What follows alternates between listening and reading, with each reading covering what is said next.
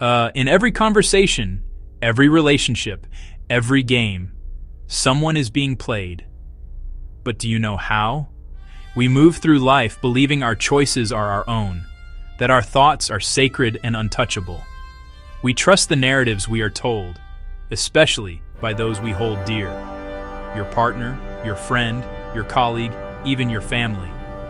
But beneath the surface, there are currents at play, subtle and powerful. These are the strings of the mind, pulled by unseen puppeteers. They have mastered the art of psychological warfare. It is a silent battle, not with fists, but with words, with silences, with carefully crafted emotions. This isn't about grand conspiracies. This is about the people you know. Their games are often instinctive, sometimes malicious, always aimed at control. They seek to bend your reality shape. Your decisions make you an unwitting pawn. These tactics are ancient. Their power is invisibility. They operate in the blind spots of our perception, making us question our sanity, our own worth. But what if you could see the strings? What if you could recognize the moves before the checkmate? Today, we will pull back the curtain on these maneuvers. We'll dissect 10 common, potent mind games people use to control one another. This is about reclaiming your mind, fortifying your perceptions, learning to navigate inner battles. There is a particular kind of cruelty that does not leave a physical mark.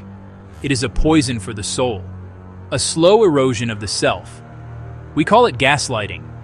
It is the act of making you doubt your own reality. It is a deliberate, calculated campaign to overwrite your memory, to invalidate your feelings, to dismantle your sanity piece by piece. The gaslighter becomes the sole arbiter of truth. Your own mind becomes an unreliable witness. They create a fog so thick you can no longer see the path you just walked. Imagine this. You remember with absolute clarity a promise that was made, a conversation that took place, the words, the tone, the very air in the room. But when you bring it up, the other person looks at you with a placid, pitying expression. That never happened, they say. You're imagining things again. You're always so dramatic. The denial is so firm, a seed of doubt is planted. Could you have been mistaken? Was it just a dream? That seed is watered with constant, subtle dismissals. You're too sensitive. You're crazy. You're misremembering as usual. Each phrase is another shovel of dirt on your perception of reality. They will deny events. They rewrite history. Recognizing this tactic is the first crucial step to escaping the fog. Guilt. It is one of the most powerful levers of human emotion, a weight we are all conditioned to feel, a moral compass that guides our actions. But in the hands of a manipulator, this compass is spun wildly off course. Guilt tripping is the art of weaponizing that feeling, turning your conscience against you to control your choices. It transforms a relationship from a partnership into a transaction. Your actions are constantly measured against an unspoken debt. The transaction often begins with a seemingly innocent phrase, laced with emotional poison. If you really loved me, you would. The sentence can end in 1,000 different ways.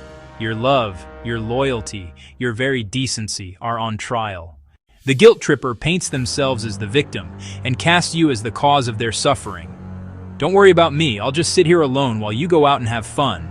I do so much for you, and this is the one thing I ask?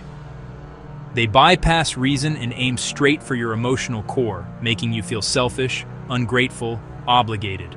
Over time, this creates a cycle of perpetual debt, walking on eggshells to avoid another guilt trip. Your decisions stop being about your needs and become about avoiding feeling like a bad person. You're controlled not by orders. Breaking free starts with understanding their feelings are theirs, and that real affection isn't conditional on your submission. In the theater of human interaction, silence can be more powerful than any word. It can be a space for reflection, a moment of peace.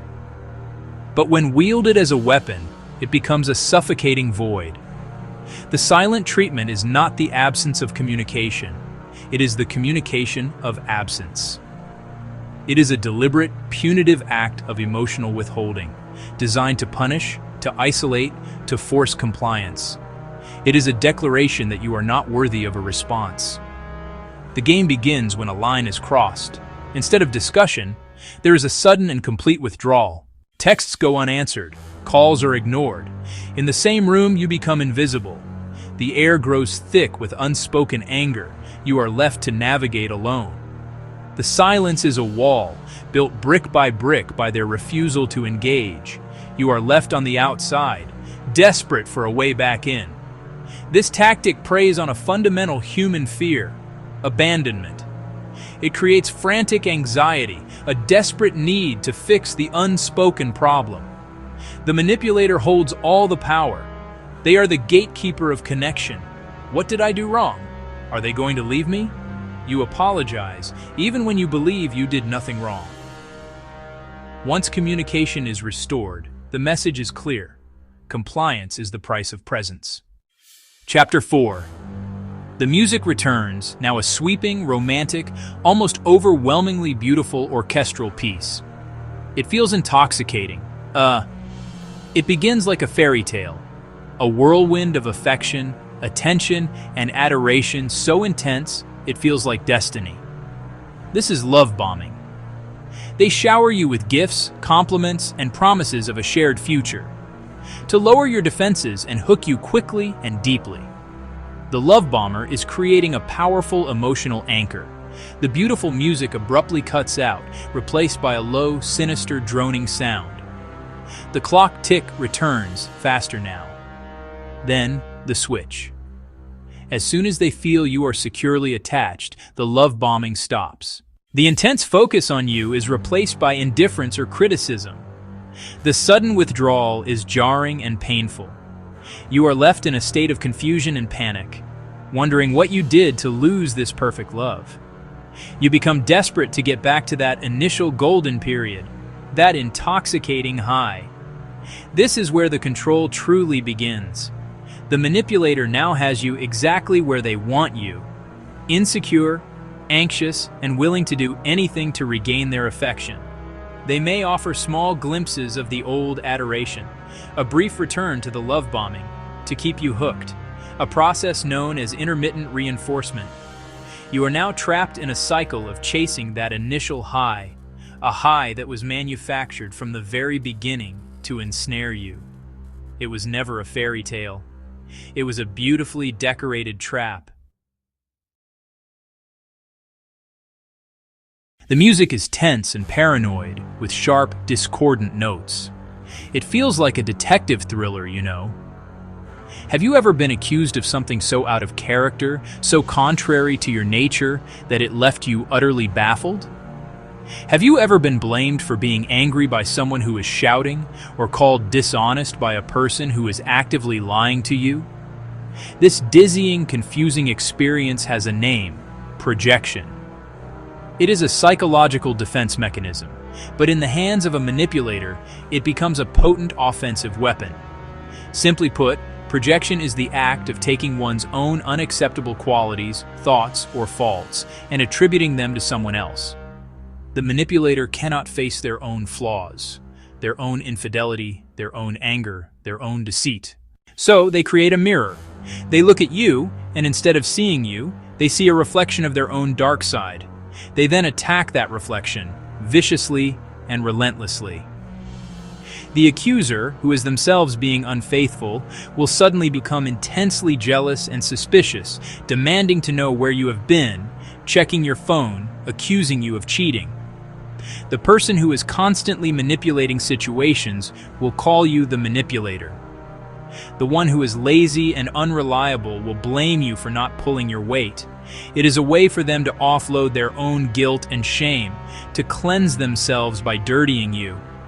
This tactic is devastatingly effective because it throws you completely off balance, that you are forced into a defensive posture, trying to prove a negative. How do you prove you aren't angry? How do you prove you aren't cheating? The conversation is no longer about their behavior. It has been masterfully shifted to be about yours, that you fail to see what is truly happening. The key to breaking free is to stop looking inward for the source of the accusation, and to realize you are simply looking into an accusing mirror, reflecting a truth that is not your own. The music becomes strategic and unsettling, like a quiet game of chess. The sound of a third footstep is subtly added to the audio mix. A relationship is a line between 2 points. It is direct, intimate, and contained. But a manipulator is rarely content with such simple geometry. They prefer a triangle. Triangulation is the tactic of bringing a third person or even a group of people into a two-person dynamic. This third point is not introduced to help or to mediate, but to manipulate, to destabilize, and to control the narrative. This third party can be anyone: an ex-partner, a friend, a family member, a colleague. My ex always understood this about me. Then they will come back to you and say, even Sarah agrees that you've been acting distant lately. This brings in a third opinion that validates their position and isolates you, making it seem like you are the one with the problem, that it's 2 against 1. This creates chaos and division. It pits people against each other. The manipulator can play the victim to both parties, feeding each person a different story, ensuring that direct, honest communication between you and the third party is impossible. They become the central hub through which all information is filtered and distorted. They control the flow of the game because they are the only one who knows all the pieces on the board. By keeping you and others off balance, locked in competition or misunderstanding, the manipulator maintains a position of superior power. They thrive on the drama they create. They are the puppet master pulling strings attached to multiple people. To dismantle this, you must refuse to play. Seek direct communication with the third party, compare notes, and watch as the triangle collapses under the weight of the truth. Chapter 7. If the silent treatment is a locked door, stonewalling is a fortress. It is the absolute refusal to engage in a conversation, to communicate, or to cooperate. It is the active construction of an impenetrable wall in the middle of a relationship. When faced with a difficult topic, they will pick up their phone, turn on the television, or simply walk out of the room. Their body language screams, "This conversation is over." You are left speaking to an unfeeling, unresponsive barrier. It is the ultimate conversation killer. This is a powerful control tactic because it renders you completely helpless. You cannot solve a problem with someone who refuses to acknowledge a problem exists. You cannot connect with someone who refuses to be present. Stonewalling effectively derails any attempt at resolution, ensuring that the issue is never addressed. The stonewaller's refusal to participate dictates the outcome. Nothing changes. Their preference, their comfort, wins by default. Over time, this is incredibly damaging. It creates a dynamic where important issues are left to fester, where needs are never met, and where one person feels constantly invalidated and unheard. It is a form of emotional abandonment that happens right in front of you. The stonewaller often frames this behavior as a way to avoid conflict. "I don't want to fight," they might say. "The only solution is to stop throwing yourself against it,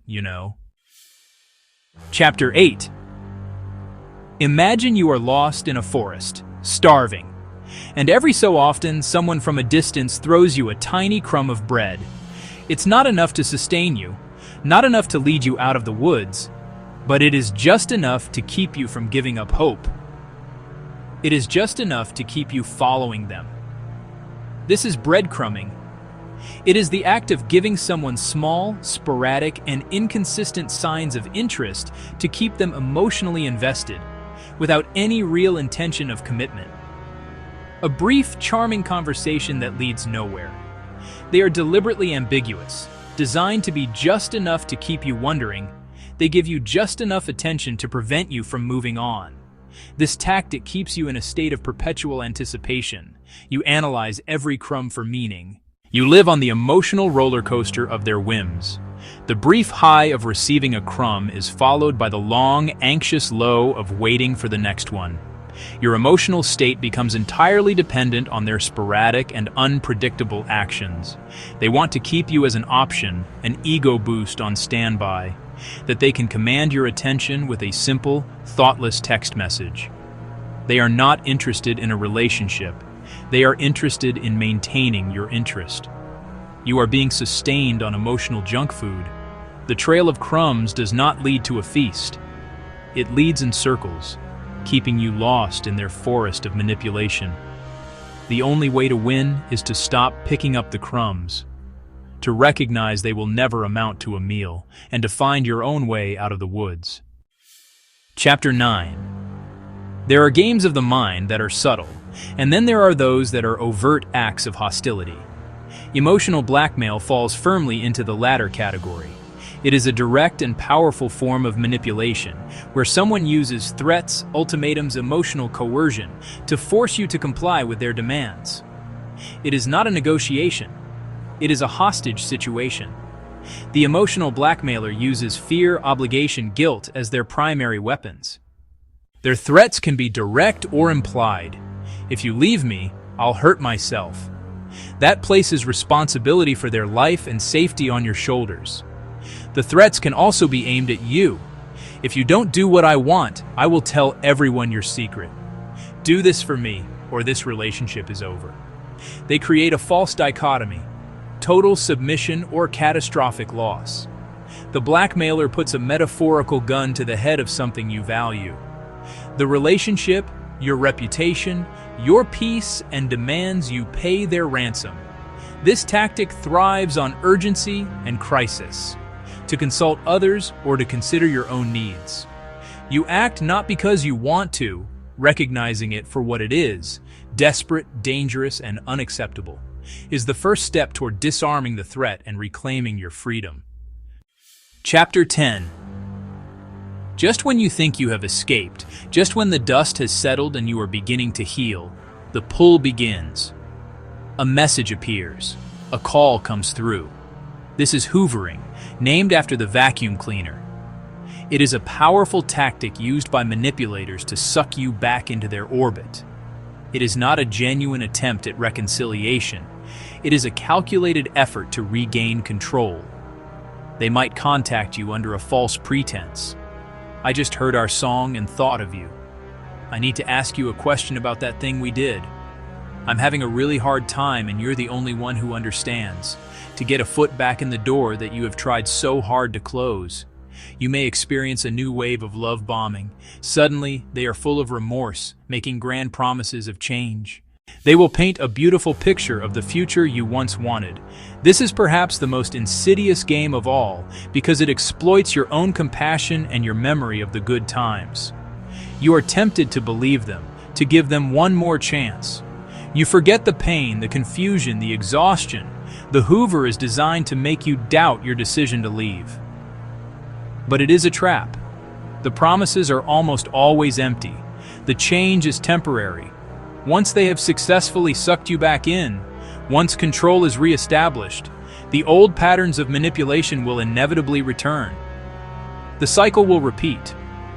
Hoovering is not about love or remorse. It is about a loss of power. They are not trying to get you back. They are trying to get their power over you back. Outro, gaslighting, triangulation, hoovering. They are not just words. They are blueprints for psychological cages. These 10 games are a glimpse into the playbook of control, the subtle and overt ways in which human beings can bend the will of others. They prey on our deepest needs and fears, our need for love, our fear of abandonment, our desire for peace, our sense of guilt. The manipulator is a student of these vulnerabilities, and they use their knowledge not to connect, but to conquer. To understand these tactics is to arm yourself with a new kind of sight. You begin to see the architecture behind the words, the intent behind the actions. You can recognize the guilt trip before the guilt sets in, spot the love bomb before you are swept away, and identify the gaslight before you begin to doubt your own mind. This knowledge is not about becoming cynical or distrustful of everyone. It is about becoming discerning. It is about learning the difference between genuine human connection and its counterfeit, between a healthy relationship and a hostage situation. It is about protecting the most sacred space you have, your own perception of reality. The world is a complex stage, and we are all actors in its grand play. But you do not have to be a pawn in someone else's game. By seeing the strings, you can choose not to dance to their tune. You can reclaim your autonomy, build healthier boundaries, and seek out connections that are built on a foundation of respect, not control. The power was never truly theirs to take. It was yours to give away. Now, you know how to keep it.